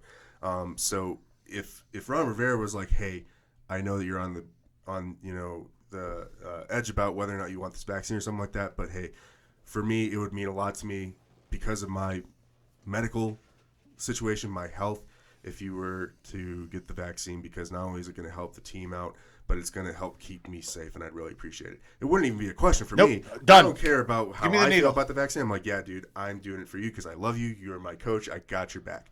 If the player's not doing that or something like that, that's a different situation. I understand everyone has their personal beliefs in the vaccine, and that's perfectly fine. If you want to get it, cool. If you don't, cool. I'm not going to discriminate against you one way or the other. And I'm pretty sure that Ron Rivera is probably going to take that same stance, though. If he's saying that he's frustrated by it, that's not him saying, like, fuck these players for not getting it. He's just frustrated by it. Yeah, I get that. That's but for TJ Ward to come out and then just start going at Ron Rivera because you decided to get cancer is ignorant. It's so ignorant. And it's not reading the tone of the room or the world right now. It's sad when players go out and do this because you know what? TJ Ward, he was a good player. People liked him. And now you just tarnished your entire legacy in the NFL. No one's going to know what TJ Ward did when he was in the league. No, they're going to remember this quote. TJ Ward is a fucking piece of shit with these comments. Yeah, it's unreal to me. Like, so even without the context of the world going on, there is never going to be a time where it's going to be okay to say, well, maybe you shouldn't have lived your life the way you did and got cancer. I don't give a shit what the scenario is. COVID world, pre-COVID world. 100 years from now, you're not going to be able to be like, well, it's your fault because you got cancer. Don't blame me. That is the most asinine thing that I believe an educated man could ever say. Cancer's not one of those things you're just like, you know what? I'm going to go ahead and smoke a bunch of cigarettes, see if I can get me some cancer. Yeah. That it's unbelievable. It's a disease that affects millions of people. I don't know, almost every person in the world probably knows somebody who has been affected by cancer. As a family member, a friend, these are reprehensible comments. TJ Ward needs to go away after this. That apology was complete bullshit. He put that out because somebody told him he had to. Otherwise, I guarantee he is doubling down and standing by these. It's bullshit. I can't. It's making me very angry right now. It's really disappointing, and I don't think we need to go too much further into it. It's just we wanted to make our comments known that TJ Ward, what the fuck, dude? Yeah, Come on. Be better. Yeah. Jesus Christ, man. All right. So talked a lot about the NFL. I think we can probably move on from that a little bit. Yeah, absolutely. So we got Major League Baseball trade deadline ended earlier today. A lot of movement. Ton of movement. I don't know that I have ever seen this kind of movement at a MLB trade deadline. This is maybe the most wild trade deadline I've ever seen because it's not just a lot of things happening. It's a lot of big names moving on. And if you're a Cubs fan, I feel so bad for you right now.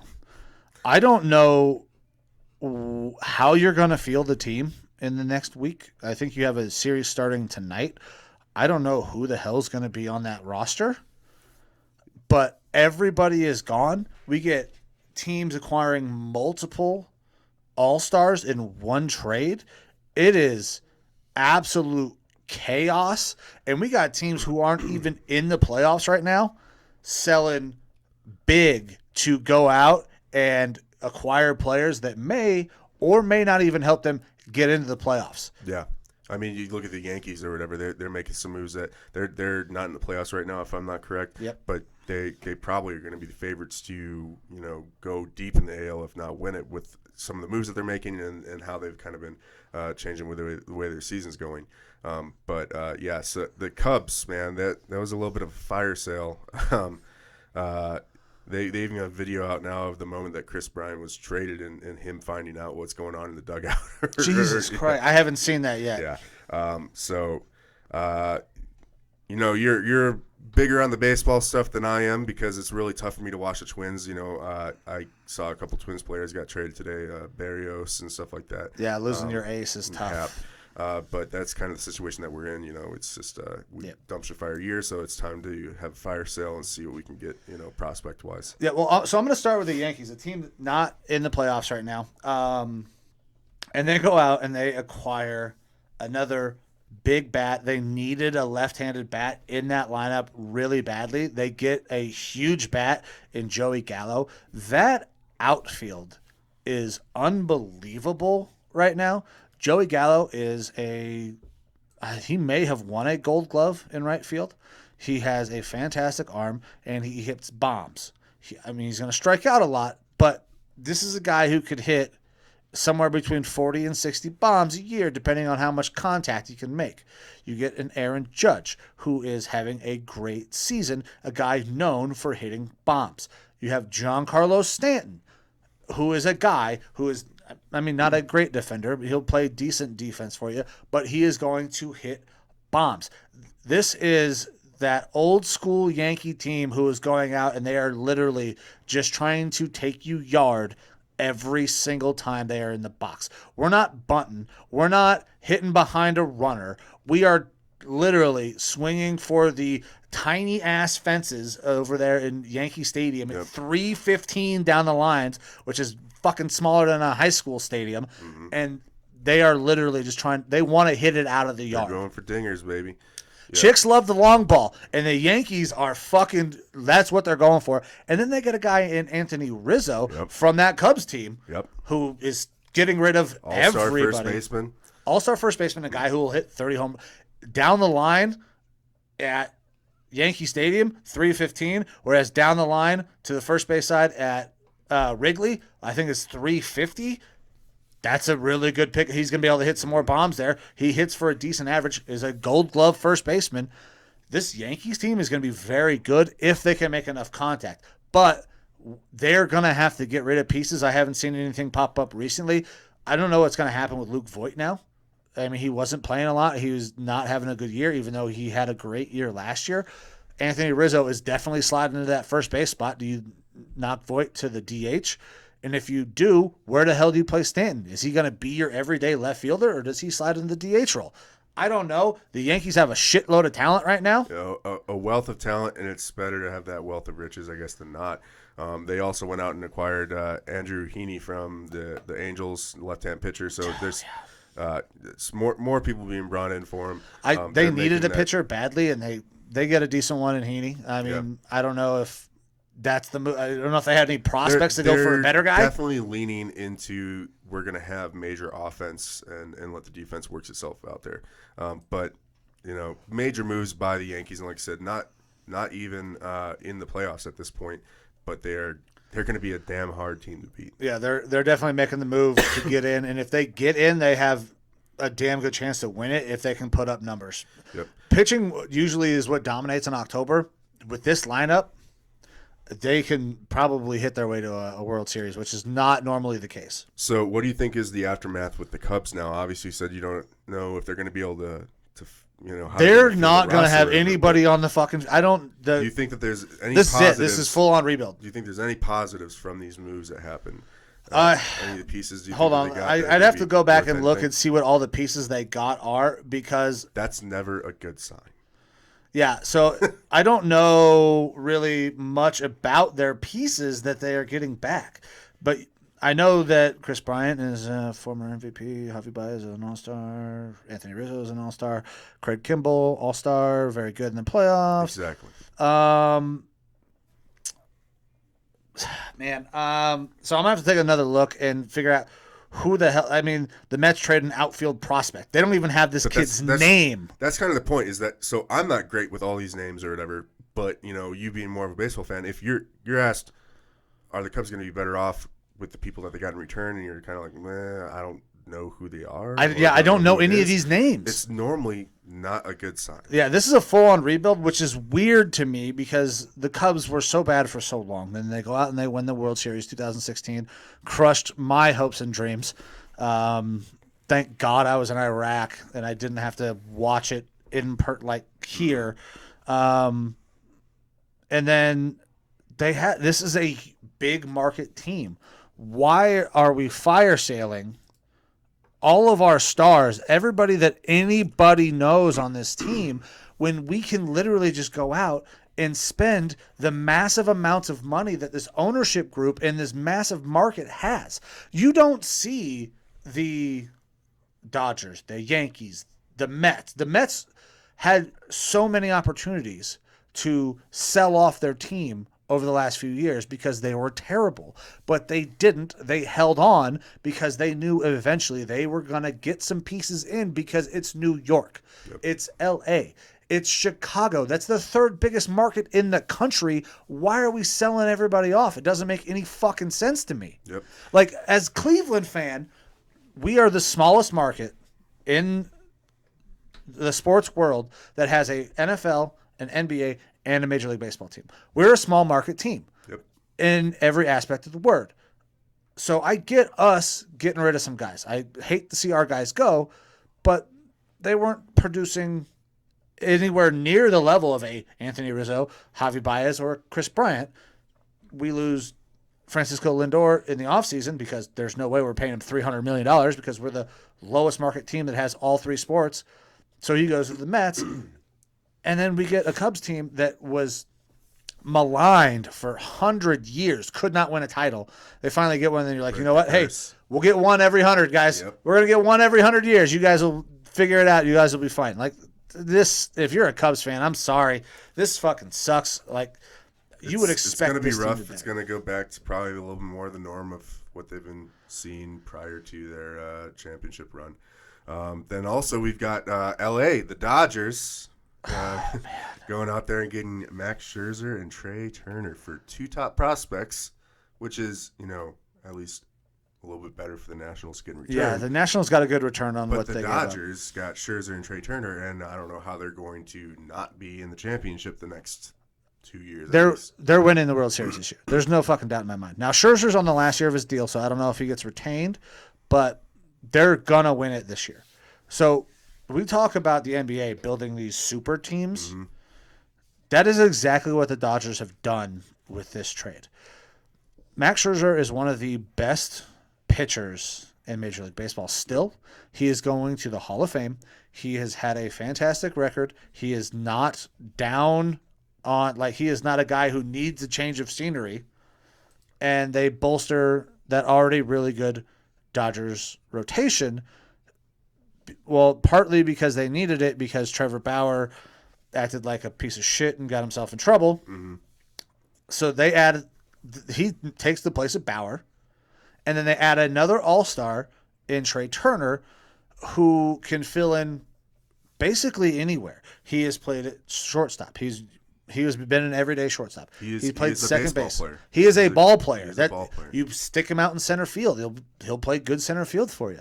So they're getting Justin Turner back. They're getting Seager back. Chris Taylor has had a good year. He was an all-star this year. He's a utility guy. You can play him anywhere. The only guy on that Dodgers team who really hasn't been producing is Bellinger because he's been banged up. So does Bellinger get the opportunity now to rest, and then you play Trey Turner wherever you need to play him, send Chris Taylor out to the outfield, let him play a center field for you, where Bellinger was playing for the most part, and then that lineup is absolutely stacked. Top to bottom, good to go. The 1 through 9 is, 1 through 8, because they're out in the National League. Yep. There's not an easy out. Now, they gave up a lot. Keibert Ruiz is an absolute stud. You don't see switch-hitting catchers who play good defense. He is a stud. He was, I think, their number one prospect in that system. But that speaks to how good Trey Turner and Max Scherzer are, that the Nationals are able to pull in the number 1 and number 2 farm system guys from the Dodgers. So the Nationals don't just subtract to dump payroll. This is a move that is going to make them better in the long run. Now, the next year or two, going to be rough. Both of those guys, I think Gray is the pitcher's name, right? Josiah Gray. Let me pull it up here real quick.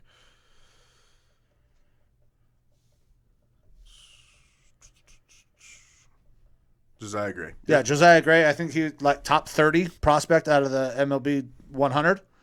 And then Keibert Ruiz. So those are guys who are going to get some time this year in the bigs. Now they have opportunities to play in the big leagues where they were blocked out in LA. So that makes them better.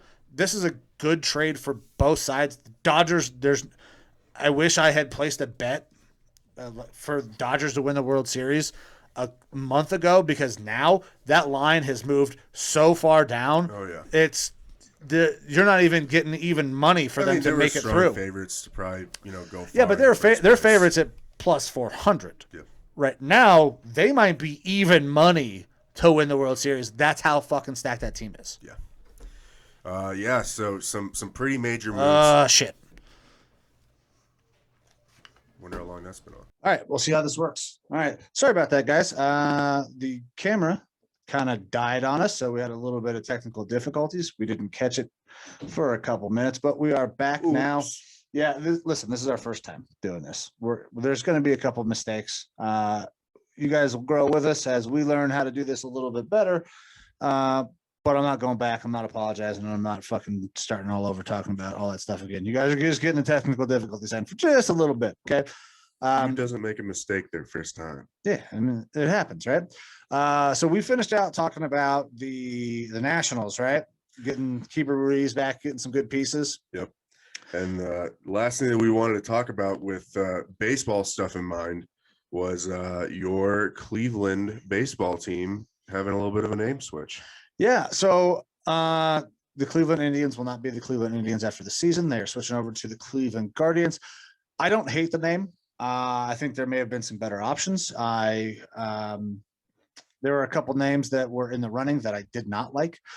I did not necessarily want the Spiders. That Cleveland Spiders team was awful. They were the worst team in baseball history the last time they were the Spiders.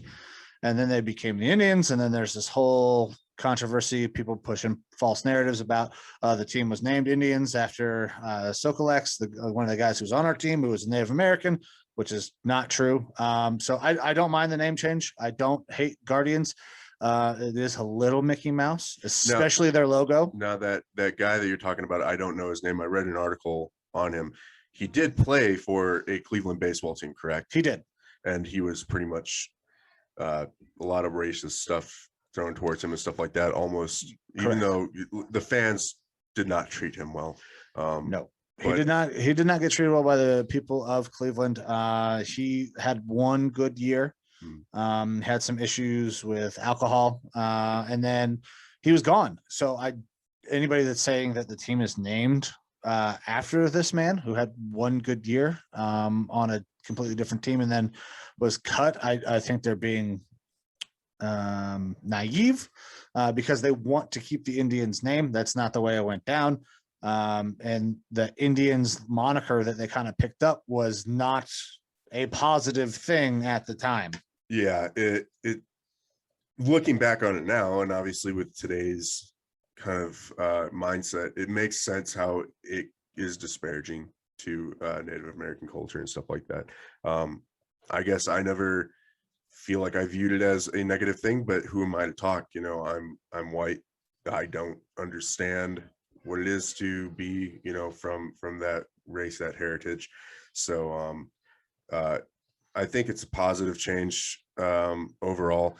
I actually was more, you know, I'm not invested in the Cleveland Indians name or anything like that, or you know, the team as much as you are. The Black Spiders name was one that I thought would have been better just because there is a lineage of that being a Cleveland baseball team name. I don't know their history. Obviously, so they weren't very good. Yeah, they were terrible. They won 20 games. But I mean, wouldn't that be perfectly fitting for how they're doing now? Well, so we're still over 500. However, I can't talk much. I'm a Twins fan. We just traded our starting second baseman, left fielder. Tito is stepping down for the rest of the year to take care of some medical issues, getting a hip replacement and then a rod put in his foot. So the rest of this year is going to be complete dog shit for the Cleveland Indians, but it'll be hopefully a nice segue into being the Cleveland Guardians. We can spin this thing around and compete next year. And so the Guardians, it doesn't sound like a horrible name to me. I think I mean, so the U.S. just created the Space Force and their service members are called Guardians. Yeah. And there's a lot of they're the Guardians of the Galaxy, stuff like that. Yeah, Guardians of the Galaxy. So I don't know. It seems a little corny. They feel like they could have taken liberties and gotten a really like cool or interesting name of some sort. I'm not against it. I don't hate it. But it's a little bit interesting. And then you were talking about you don't like the logo too much. The logo is fucking terrible. It's very Mickey Mouse. It's that stupid ass G with the baseball in between them. I don't know what they were going for, but this is the first logo. Okay. Most teams have several alternate logos that they can go with. Hopefully this is just the first edition of a logo. We get another one that's better. And then this becomes a shitty alternate. And with some fan response, I'm sure that they'll listen and hopefully change things up a little bit to something that people really grasp. Well, onto. the Dolans aren't typically known for listening to the fans, spending money on the team. putting out competitive teams. I saw the Major League movies. Those are real, right? Yeah, absolutely. I mean, it's essentially what's going on. We're going to cut payroll so bad that we're terrible. That's what's happening this year. We are the lowest payroll in all of Major League Baseball after being, one of the best teams in Major League Baseball over the last, 8 years since Cheeto got to Cleveland. They're not doing him any favor. I don't blame him for sitting out for the rest of the year. Like, hey, we're going to sell this fucking team off. We're not going to be very competitive. I'm going to get some surgery done. Yeah. Good for him. We're going to be terrible the rest of the way. I'm still going to watch just because I love baseball. I mean, I'm sure you guys can tell, listen to the way I talk about baseball. I'm very invested in the game. I love the game of baseball. But yeah, these guys are going to fucking blow. Yeah. Well, we'll see what happens. You want to give any background to the Guardians name? I know there's a little bit of history with that, correct? Yeah. So there is a couple of statues on a highway. Just I think it's right outside of what would be considered the Cleveland City area.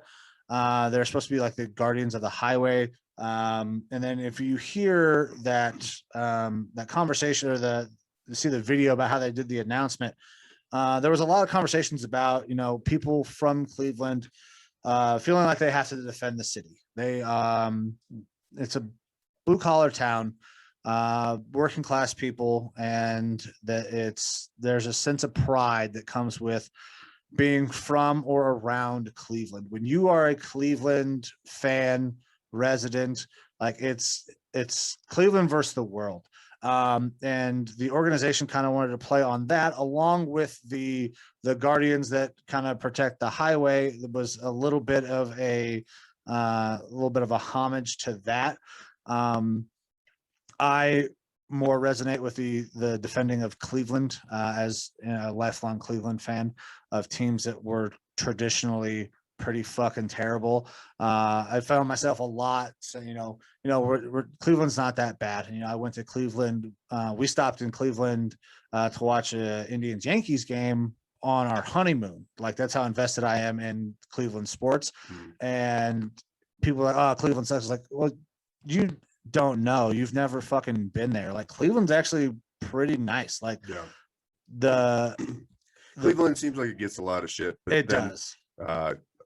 I actually researched it as a town of someplace that maybe I'd want to try to go live at sometime. And it seems like Ohio in general isn't that bad. It's actually not a bad place to live. So that's not bad at all. I mean, in Cleveland, like, you can go down towards the shore. There's so much shit to do on the pier area down there.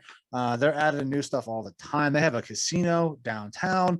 You got the Rock and Roll Hall of Fame. All of the sporting venues are within walking distance. We literally walked to all of them and the Rock and Roll Hall of Fame while we were visiting. It's a great place. So if you're talking shit about Cleveland, fuck off. Right. Well, I guess we'll move on from that. And sucks that Cleveland didn't stick with the Cleveland Stipe Miocic's that I was hoping for. That would have been super dope. I'm just glad it's not really the Cleveland Steamers. True. Big fat pile of shit. Asking for too much shit coming at you. Yeah, Odell would have hated that name. Yeah. Or you've been really into it. Yeah. I don't know. Sign me up for a multi-year deal. I don't need any more money. This is awesome. All right. So last kind of segment, talk a little bit about the Olympics. So the Olympics are going on. There's a lot of stuff going on with the Olympics, and maybe we'll look at doing some sort of a recap once the Olympics are done here in the coming weeks. But one of the big things that people are talking about is Simone Biles. Yep. So easily, I don't think there's much of an argument. Probably the best gymnast ever from the United States, if not in the world. Simone Biles backs out of the Olympics. Mental health is something that she brought up. What are your thoughts on Simone Biles leaving the Olympics? There's absolutely no doubt in my mind Simone Biles is the greatest gymnast of all time. What she did in backing out of the Olympics should be commended, in my opinion. She knew that she wasn't in it. Rather than possibly dragging her team down, she stepped aside, allowed another Olympian the opportunity to step into that role, and they went on and won gold in the individual all-around. Yep. So Suni Lee from Minnesota as well. Yeah. So she was not mentally there. I don't know if there was any physical things ailing her, but the mental aspect is going to affect the physical. She it's, I mean, obviously this sucks. Simone didn't want to back out. This is just something that happened. She is trying to take care of her mental health. And I feel like even though it was probably really hard to do, it was the right decision. And if you're some fat ass 45-year-old man living on Twitter saying that she's a quitter, shut the fuck up, because you can't even do a cartwheel. Like this, you have no room to talk about what an athlete should be doing at this level. They are the 99.999 top. Like they're that much better than the rest of the population. What about you've got UFC fighters and stuff like that, or other professional athletes coming out and having some more negative comments and remarks towards it? What about those? Because those are, top tier athletes. Yeah. So, and we're talking about Michael Bisping, right? Mm-hmm. I feel like Michael Bisping is talking from a position that he may not fully understand. Anybody who deals with mental health issues, they're going to have a little bit better understanding of kind of what they're going through. So if I hear from like a Kevin Love and who's dealt with some mental health stuff and he's talked about it and he has a problem with it, then maybe I take that with a little bit bigger grain of salt. Now, Michael Bisping didn't necessarily hammer Simone Biles.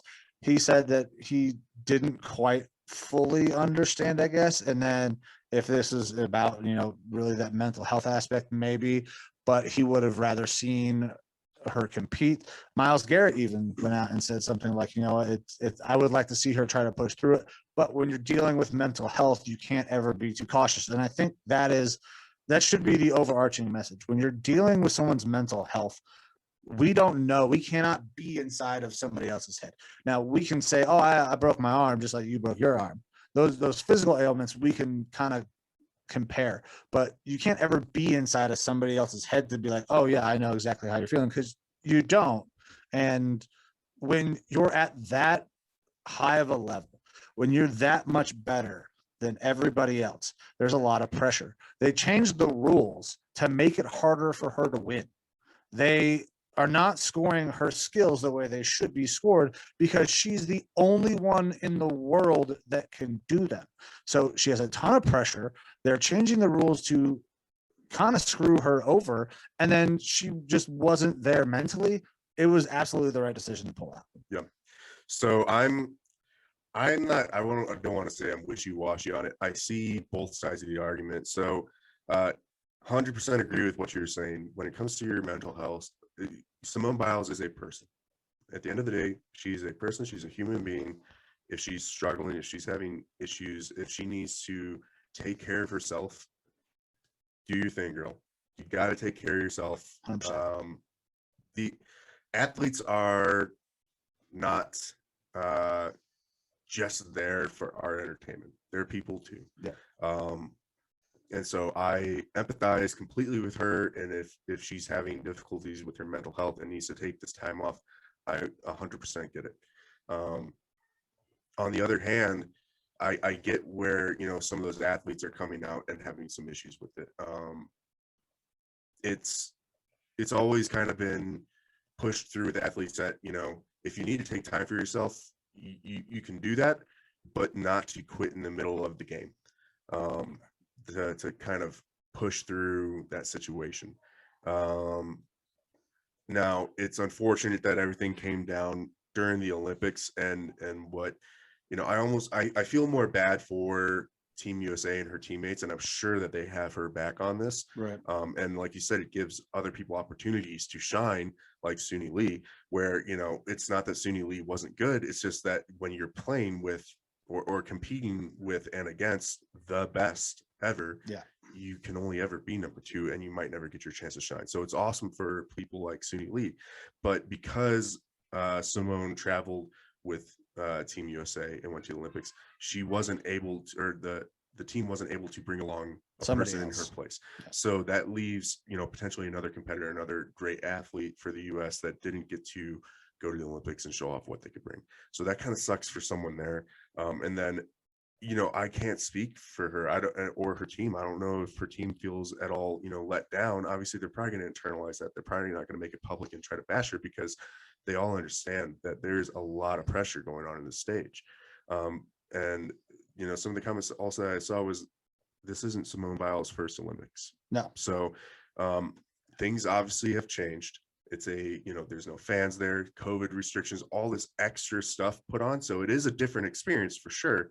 But she also knows the struggles and the difficulties that there are mentally, physically, everything like that going into the Olympics. And if she had an inkling that she wasn't going to be able to be passionate about this, if she wasn't going to be able to compete, if she was going to have a problem, then one of the right choices sometimes is to step down earlier. And to step down there, I think that upsets people a little bit. I think a lot of where, like you said, the people who are just fans, pundits like us, who aren't able to do the things that she's doing and aren't athletic and stuff like that, and don't really have a leg to stand on, they should probably keep their mouths shut. Yeah. On bashing her. Have a little compassion. But for the athletes and stuff like that, I get where they're coming from a little bit more of, hey, don't get your foot in the door and halfway into the game and then quit. Like, try and pull through, and then maybe look to call it quits after that, or step back after that, or take yourself out and allow someone else to compete in your spot. Because if someone was in the middle of a football game and they said, my mental health is struggling, they probably would be pushed to, fight through it. And then, we're going to take care of you after the game and stuff like that. Right. Just get us through to the end of this. So like I said, and it's tough for me to even say that, because I do feel for her a lot. We all have mental struggles, and I can't even imagine what she has to be going through. Even if her career was just 100% perfect and there weren't any negative struggles, there's just so much pressure competing in the Olympics, competing at the top of your game, it being the best in the world, and knowing that, and everyone knowing that, that's so much extra pressure added onto your shoulders to continue to be that good and continue to get better, and I can't even imagine having the rules changed and kind of having the rule book changed to go against you. She's created different moves or techniques, I don't know what they're called, honestly, in gymnastics, that are named after her, because she's the only person that can do it. She created them. She's the only person that can do it. Yeah. And then to have them not be scored, appropriately, and have a committee just decide that, you're not going to get the same points for that. That has to be heartbreaking, difficult to get through. So it's tough. It's tough for us to truly grasp what it is that she's going through. But at the end of the day, I think as people, as humans, as Americans, we should support Simone Biles and what she's going through. It's okay to have your opinions on whether or not she should have continued to compete or not. But at the end of the day, what matters most is that she's a human. She's a strong woman and a great representative of the United States. And we all owe her our support. And I hope that she's able to work through what she's doing. She'll still be seen as the best in my book. Yeah. She has done so much for U.S. women's gymnastics. Like, her value cannot be overstated. Now, I can see the point of, if this was going on before we left for the Olympics, maybe you step down beforehand, but do we know when it started? That's the things we don't know. Yeah. So then if it happens in competition, then and there that you make the decision. If it happened before, I could absolutely see, hey, you know what? Maybe this wasn't the best thing for you to go out and try to compete. And we could have given another young woman that spot. But I'm not sure if we'll ever know that. I'm not sure if Simone will address when that comes up. I'm not even saying that we deserve that. I don't know that we do. We deserve an explanation. It's her personal life. Yeah. And she's the greatest of all time. She deserves, I mean, I would have liked to see her go out winning a couple more golds and be like, you know what? I'm done. There's nothing more I can prove. I am the best. She basically can still do that. And the thing that sucks is some of this is going to probably hang over her for a little bit, whether it's outside pressure or her being disappointed that she couldn't compete in that last one. So, and that's kind of sucks for her. Yeah. And, it is what it is, everyone will get over this. It sucks. You want to see the U.S. just dominate everything in the Olympics, but it's not a U.S.